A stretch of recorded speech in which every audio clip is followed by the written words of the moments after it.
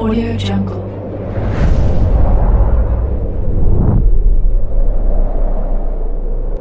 Yo, balik lagi bersama Mimin di Manhua TV. Kali ini kita akan lanjutkan pembahasan dari cerita Dumped by My Girlfriend, I Turn to Martial Arts. Mimin infokan kembali bagi teman-teman yang ingin menonton video terbaru lebih cepat, silahkan bergabung menjadi member di channel ini dengan biaya 5.000 per bulannya. Jika tidak, teman-teman bisa bersabar lebih dulu selama 2-3 hari untuk menonton video tersebut. Tanpa berlama-lama, yuk kita masuk ke disclaimer dulu.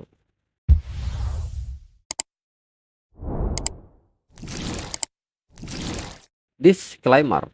Silahkan abaikan hal ini jika kalian sudah mengerti. Ini peringatan mengenai konten di channel ini. Video ini berisi alur cerita komik yang mempermudah bagi teman-teman untuk mengetahui isi ceritanya dan memahami alur ceritanya.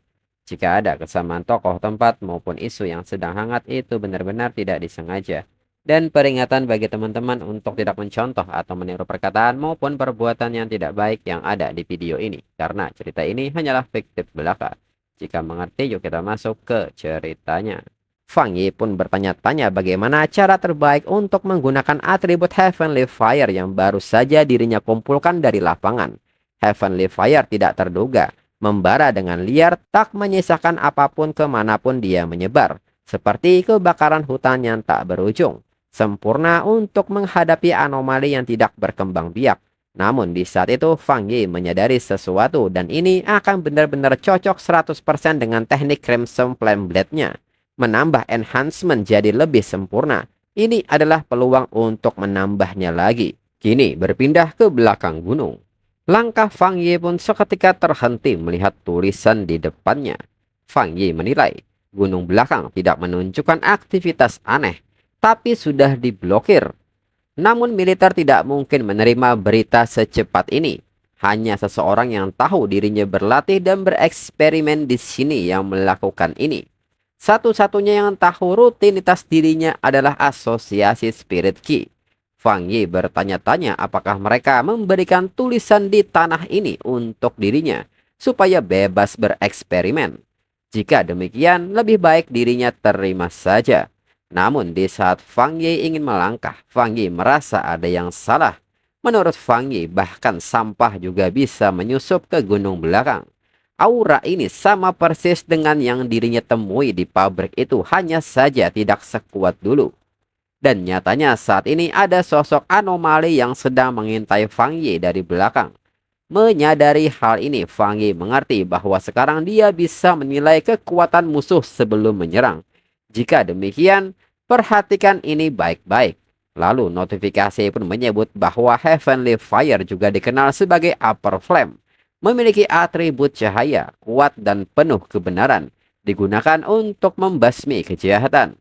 Dengan ini, apakah Fang Yi ingin menginfuskan atribut Heavenly Fire ke Tang Blade-nya? Tanpa pikir panjang, Fang Yi menambahkan Heavenly Fire ke dalam senjatanya. Menurut Fang Yi, dengan Heavenly Fire yang terbakar, digabung dengan teknik Crimson Fire Blade miliknya, Fang Yi penasaran efek apa yang akan terjadi. Dengan ini dirinya akan mencoba menebasnya kepada anomali di depannya. Dan hasil ayunan senjata Fang Yi memvisualisasikan naga api yang langsung mengarah ke target. Hingga anomali ini tidak bisa melarikan diri. Fang Yi menyebut ini luar biasa. Kekuatan api ini 2 kali lebih kuat. Bahkan lebih kuat dari teknik Crimson Fire Blade aslinya. Selain itu, energi ini sama sekali tidak berpengaruh kepada dirinya. Sangat dingin ketika disentuh. Dengan ini, dirinya akan mengejar sampah itu dan melihatnya. Lalu saat ini seorang streamer sedang berjalan di gunung belakang dan mengatakan kepada teman-teman online-nya bahwa dirinya bersumpah dirinya bukan penipu. Sejak kecil dirinya selalu super beruntung. Meskipun ini hari pertama dirinya live streaming, konten justru datang sendiri pada dirinya. Namun di saat si wanita asyik memperhatikan kolom komentar, anomali menyerangnya. Hingga sosok anomali ini terekam melalui ponsel milik si wanita yang masih online. Namun orang-orang malah menyikapi ini dengan santai seolah-olah si wanita sedang berakting dan menyebutnya palsu. Sedangkan si wanita kini hampir mati karena cengkraman di leher dengan sangat kuat. Namun di saat itu Fang Yi datang dan melepaskan Heavenly Fire, dan hal ini juga tertangkap di layar kamera. Orang-orang pun seketika kaget dan bertanya-tanya apakah ini efek spesial kelas atas. Hingga penonton membanjiri live streaming ini. Dan di saat yang sama anomali tersebut terbakar oleh Heavenly Fire. Si wanita yang kembali bangun pun kaget dan dengan cepat mengambil ponselnya dan merekam kejadian di depannya. Serta berteriak bahwa dirinya berhasil merekamnya. Ada seseorang yang berdiri di dalam api. Pasti itu seorang immortal. Dewa yang turun untuk menyelamatkan manusia. Lalu video ini pun sekarang menjadi viral dan tersebar di internet. Dikatakan cahaya pedang membelah api. Satu tebasan memisahkan langit. Seorang immortal turun menyelamatkan dunia. Heavenly Fire itu bukan apa-apa. Lalu kini teman Chu Qingli yang memperhatikan berita ini meminta Chu Qingli melihat ini. Immortal benar-benar turun menyelamatkan orang. Memang ada ahli kultivasi dan Heavenly Fire itu nyata. Chu Qingli pun meminta temannya untuk tidak percaya akan hal itu. Semua hanya efek spesial di internet. Namun saat Chu Qingli melirik ke gambar ini menarik perhatian Chu Qingli. Temannya pun meminta Chu Qingli untuk melihatnya lebih dulu. Ini benar-benar nyata. Chu Qingli yang melihat hal ini menilai itu tidak mungkin sama sekali. Apakah ini Fang Yi? Hanya terlihat mirip sedikit. Kalau benar dia pasti sudah jadi abu sekarang. Kalau benar dia, apakah dia akan memanfaatkan kesempatan ini untuk balas dendam pada dirinya? Chu Qingli pun merasa kesal. Dirinya tidak akan pernah tunduk. Di samping itu, Old Soul Tree memberitahu Lin Yiyi bukankah dia terlihat familiar. Seperti pionir yang menyelamatkan mereka dari lilitan akar waktu itu. Lin Yiyi pun mengatakan bahwa dirinya juga berpikir begitu. Dan baru-baru ini, dirinya tahu ada seorang ahli tingkat atas yang menembus ranah spirit creation yang tinggal di dekat rumahnya. Lin Yiyi pun bertanya-tanya mungkinkah mereka orang yang sama. Di sisi lain, Jiang Xiaoya bertanya kepada Paman Li apakah menurutnya ini Fang Yi. Dia terlihat jauh lebih kuat sekarang. Paman Li pun menyebut ayunan pedangnya persis sama. Mereka benar-benar menempel pada orang yang besar. Lalu saat ini di gedung asosiasi Spirit Ki. Petinggi pun menyebut bahwa krisis kota semakin dekat dan jumlah pionir mereka semakin sedikit. Dirinya dengan militer sudah melakukan pembicaraan mendalam tentang Fang Yi. Petinggi pun bertanya kepada Qian soal ini. Qian pun mengatakan bahwa dirinya percaya kepada Fang Yi. Dia pasti akan membantu mereka. Di samping itu di pihak militer, Jilan mengatakan bahwa bisa menembus ranah spirit creation dalam waktu sesingkat ini. Master macam apakah dia? Bahkan anomali pun gemetar melihatnya. Dan sebenarnya berapa banyak atribut tingkat tinggi yang dimilikinya. Han Li pun menyebut mungkin 3 dan bahkan bisa lebih. Dengan potensi sebesar ini, ancaman mereka tidak lebih dari badut. Merekrut Fang Yi adalah satu-satunya cara. Jilan pun bertanya maksud Han Li. Apakah atasan sudah memutuskan untuk mendekati Fang Yi secara langsung? Han Li pun membenarkan hal itu, tapi sepertinya mereka belum siap merendahkan diri untuk menjangkau Fang Yi. Bagaimanapun juga para pionir teratas sebelumnya berasal dari militer. Dengan ini mereka akan lihat apa yang masih kurang dari Fang Yi. Prototipe senjata baru, lingkungan latihan yang sesuai. Semua itu bisa dikirimkan padanya. Selain itu, live streaming dan video yang tersebar harus ditangani. Dalam pikiran Han Li, seluruh lingkaran Spirit Ki di negara Xia sudah fokus padanya. Fang Yi benar-benar membuat mereka menantikan apa yang akan dia lakukan selanjutnya. Lalu di sebuah rumah sakit, seorang wanita mengatakan kepada gurunya yang sedang berbaring bahwa sepertinya negara Xia punya harapan baru. Dengan seseorang sekuat ini muncul peluang gurunya untuk terbangun meningkat lagi. Lalu satu hari kemudian, Fang Yi mengetahui berita viral pun menilai bahwa keributan besar kemarin, siapa yang menyangka seorang streamer menyelinap ke gunung belakang untuk live. Semua demi sensasi, sangat berani, tapi sekarang video itu sudah hilang dari seluruh internet. Live streaming juga ditutup. Kemungkinan besar ulah militer atau asosiasi Spirit Ki. Lalu di saat itu, Fang Yi menyadari bahwa Lin Yiyi tidak pulang semalam. Bahkan tidak kirim pesan pada dirinya. Fang Yi pun bertanya-tanya ada apakah ini, bahkan kalau itu misi sekalipun rasanya ada yang tidak beres. Gadis itu tidak akan seceroboh ini. Di saat Fang Yi mencoba menghubungi ponselnya, nomornya nyatanya tidak bisa dihubungi karena di luar jangkauan. Fang Yi pun menilai ini tidak bagus, dirinya harus mencarinya. Lalu saat ini di sebuah hutan, Lin Yeye pun bertanya-tanya sudah berapa lama mereka terperangkap di sini. Bisakah Old Soul Tree memperkirakannya? Old Soul Tree pun menyebut bahwa mungkin ini sekitar 10 jam. Dirinya sudah kehilangan hitungan. Old Soul Tree pun meminta maaf dirinya menyeret Lin Yeye ke dalam masalah ini. Awalnya dirinya pikir itu hanya shadow ride biasa. Lin Yeye pun meminta Old Soul Tree untuk tidak memikirkan hal ini. Jangan minta maaf lagi. Pada akhirnya dirinya memang belum cukup kuat. Yang penting tetap ingat, tetap waspada, hemat energi Old Soul Tree. Dalam pikiran Lin Yeye, andai saja dirinya sekuat ahli besar itu. Dan nyatanya saat ini di belakang mereka sesosok anomali mengintai mereka dari belakang. Lin Yeye yang menyadari kehadiran sosok lain segera waspada dan benar saja. Sosok anomali bersiap menyerang mereka. Dengan cepat Lin Yeye mengaktifkan kekuatannya dan berhasil mengenainya dan menjatuhkannya. Old Soul Tree pun bertanya apakah mereka orang-orang yang terperangkap sampai mati di tempat ini. Lin Yeye pun menyebut bahwa anomali ini sudah menjadi mayat abnormal. Dan mayat ini ingin menyerap mereka berdua. Mayat-mayat ini mempermainkan mereka. Old Soul Tree pun menyebut bahwa ini bukan cuma serangan mereka yang tidak mempan ke Black Mist. Tapi energi spiritual mereka juga menurun dengan drastis. Dan mereka tidak tahu anomali itu ada di mana. Seakan-akan dia ingin membuat mereka kelelahan lebih dulu. Dia menganggap mereka sebagai tikus dalam permainan ini. Di tempat ini dia kebal. Lalu di saat Old Soul Tree yang memperhatikan keadaan sekitar melihat sebuah bola mata besar yang memperhatikan mereka. Di saat itu mata ini membelah diri Old Soul Tree yang panik seketika menyerangnya. Lin Yeye pun menyebut bahwa makhluk itu mulai kehilangan kesabarannya dan meminta Old Soul Tree untuk tidak lengah. Namun tiba-tiba sesuatu terjadi dari balik punggung Lin Yeye dan ini membuat Lin Yeye hampir kehilangan kesadarannya. Lin Yeye menilai apakah ini cuma sampai di sini. Dirinya tidak bisa mendengar suara Old Soul Tree. Dirinya sudah ditelan kegelapan. Dalam pikiran Lin Yeye meminta maaf seharusnya tidak membuat pilihannya sendiri. Tidak kelewat percaya diri. Menganggap mereka berdua saja sudah cukup untuk menyelesaikan misi ini. Tapi jalan kultivasi memang penuh bahaya. Dirinya memang sudah menduga kalau dirinya pasti akan hilang di tempat yang tidak memiliki nama. Hanya saja Lin Yeye penasaran apakah dunia akan jadi tempat seperti apa nantinya.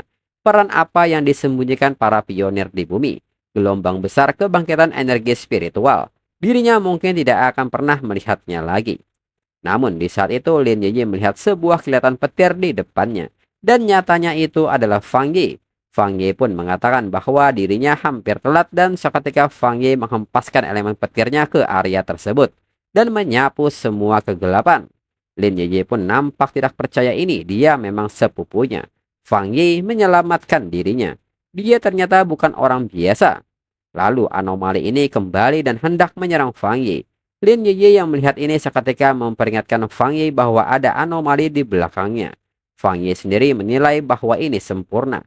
Dirinya ingin Heavenly Fire-nya melawan atribut kegelapan. Dan seketika Fang Yi melepaskan Red Fire Blade. Hingga api ini membakar anomali tanpa sisa. Dan akibat serangan api ini pun mulai berkobar di sekitar area tersebut. Old Soul Tree yang mulai sadar pun bertanya apakah mereka sudah mati. Dan seketika Old Soul Tree panik saat mengetahui ada lautan api di sini. Apakah mereka masuk ke neraka bersama dengan anomali? Lin Yeye pun meminta Old Soul Tree untuk tenang. Dan coba lihat baik-baik. Mereka masih hidup. Old Soul Tree pun kaget saat mengetahui mereka masih hidup. Fang Yi pun mengatakan bahwa dirinya sudah mengurusnya. Fang Yi pun bertanya apakah mereka sudah sarapan. Dirinya belum sarapan.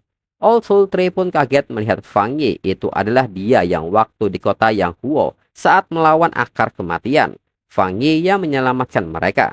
Fang Yi pun tidak menyangka Old Soul Tree mengingatnya semudah itu.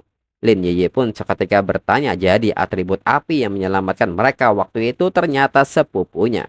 Old Soul Tree pun semakin kaget mengetahui bahwa Fang Yi adalah sepupu Lin Yeye. Bukannya sepupu Lin Yeye cuma orang biasa. Fang Yi pun hanya tertawa melihat mereka berdebat. Kembali Old Soul Tree menyebut bahwa Fang Yi adalah penyelamat mereka yang dengan sekali serang meratakan gurun, menembus pertahanan kapak paman setan dan bahkan menarik perhatian Jialan. Dalam pikiran Lin Yeye, Fang Yi ternyata pemegang atribut api yang kuat. Tapi dia baru saja menggunakan atribut listrik untuk menghilangkan Black Mist. Aura listrik dan api itu sudah jauh melampaui kemampuan dirinya. Jenius dengan dua atribut level tinggi. Lin Yiyi pun menyadari bahwa berarti dewa yang menembus ranah spirit creation yang ada di domain di sekitar rumah adalah Fang Yi. Lalu Fang Yi pun meminta mereka untuk berhenti berdebat. Itu memang dirinya. Fang Yi pun meminta izin bertanya kepada mereka. Mereka tahu kalau anomali dengan atribut kegelapan ini spesial. Mengapa mereka cuma berdua saja di mana tim mereka? Old Sultry menyebut bahwa scammer sakit. Dia dulunya merahasiakan misi dari keluarganya. Tapi sekarang dia dikurung. Sudah pasti tidak akan datang. Paman sepertinya memiliki misi yang lebih sulit dan mereka sebenarnya tidak selalu bersama. Lin Yiyi pun mengaku bahwa kali ini dirinya terlalu meremehkan misi ini. Dirinya pikir bisa menyelesaikannya. Fang Yi pun ingat sekarang mereka memiliki agendanya masing-masing. Sepertinya tim ini tidak akan berlangsung lama. Old Sultry dulu dia mengeluh soal rekan timnya, tapi sekarang di depan orang lain, dia malah melindungi mereka. Ternyata dia orang yang setia.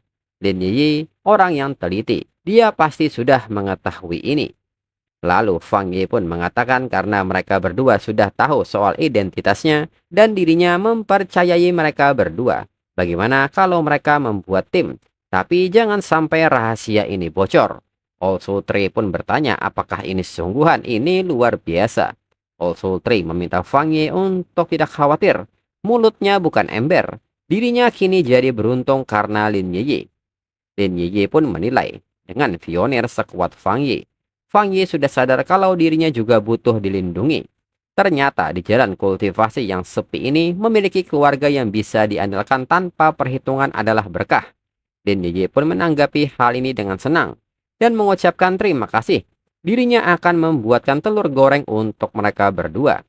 Kemudian Lin Yiyi pun mengetahui bahwa Jialan baru saja memposting misi baru.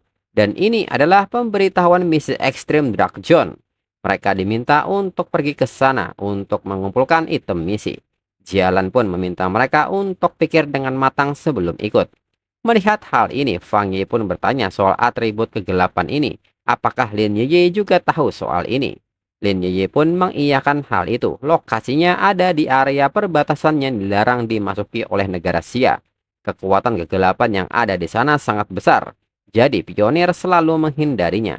Dan hampir semua anomali yang ada di kota berasal dari sana.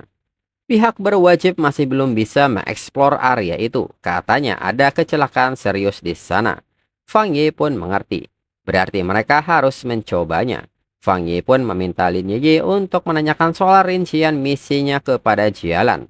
Lin Yiyi pun mengatakan bahwa Jialan orang yang misterius. Dia tidak akan pernah memberikan jawaban. Fang Yi pun menilai bahwa Extreme Dark Zone berada di bawah pengawasan ketat negara Xia dan sudah merenggut banyak nyawa. Tapi Jialan bisa memberi misi ke sana.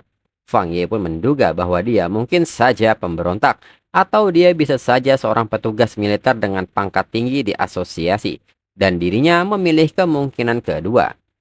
Lalu Lin Yiyi pun bertanya kepada Jialan jika mau ikut mereka harus melakukan apa di sana. Jialan meminta mereka untuk mengumpulkan Lost Lotus Mars Flower. Hadiah kali ini jauh lebih besar dari yang sebelumnya. Tapi Extreme Dark Zone itu penuh bahaya. Untuk itu pergilah dengan tim mereka. Old Sultry pun kaget melihat hal ini. Jialan terkena kutukan apakah ini? Dia benar-benar menjawab. Lalu Jialan menyebut bahwa mungkin ada anomali kelas S di misi ini. Tingkat kematiannya tinggi, jadi mereka harus berhati-hati. Kalau mereka punya pionir kuat yang bisa diandalkan, maka ikutlah dengannya. Tidak usah terburu-buru. Di samping itu, Jialan sendiri menyebut bahwa semuanya tergantung pada orang itu. Fang Yi yang melihat balasan Jialan pun bertanya soal mereka punya pionir kuat yang bisa diandalkan ini. Fang Yi pun menilai bahwa itu kelewat belak-belakan. Mengapa Jialan tidak bilang saja dirinya mengenal Fang Yi? Dirinya tahu pionir seperti Fang Yi tidak akan tertarik apakah Fang Yi berani. Lalu Fang Yi pun memberitahu Lin Yiyi bahwa Jialan sepertinya membahas soal dirinya. Fang Yi pun menyebut ini menarik. Extreme Dark Zone ini dirinya ingin memeriksanya. Dan untuk episode selanjutnya tunggu 1 sampai 2 minggu lagi. Sekian dan terima kasih.